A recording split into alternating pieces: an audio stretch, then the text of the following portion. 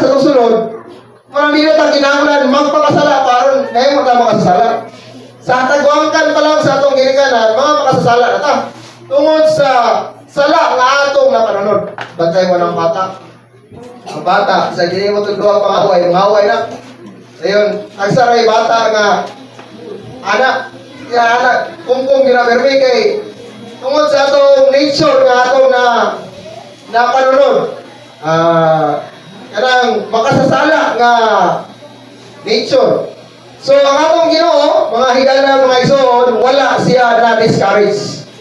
So sa kaadlaw niya na the infinite God, tungkol sa itong tinguha niya kanina, nga gusto niya makapatunog kapikas.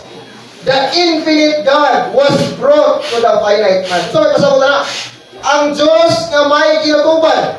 Mabasa mo sa Exodus nga, kung nanay mo tanaw sa iyang kahayag mamatay, ang Diyos nga may kinutuban, awalay kinutuban, the infinite God, was brought to the finite man. Gidala sa tao nga may kinutuban. So may pasabot na, ang Diyos sa kalangitan nagpakatao.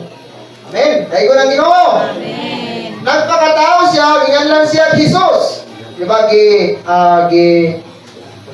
samkon siya ni Virgin Maria, wala natandog si Virgin Maria ni Jose. Before siya nagminyo na buros na to siya, pero katong iyang pagbuntis dito tungod ni Jose kundi gisamkon sa Espiritu Santo. Ang Diyos nga walay kinutuban, ginala sa tao nga may kinutuban.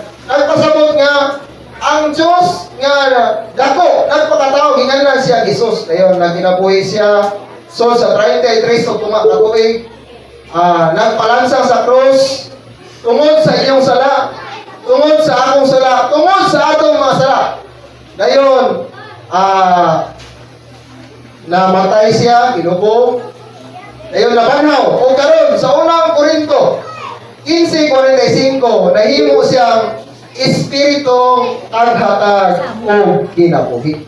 Kato na yung tinguha sa Diyos sa daang tugon, gusto na niya nga makabaton o daghang tao, hukuman sa mga tao, na once nga mutuo niya, tagaan niya Diyos kong kinabuhi, kay ang Ginoo gusto mo siya mga asawa.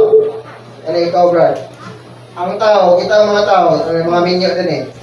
Dili kita, sawa pa ta namin minyo, di ka gusto mga asawa, dili tao, masawa kita tao.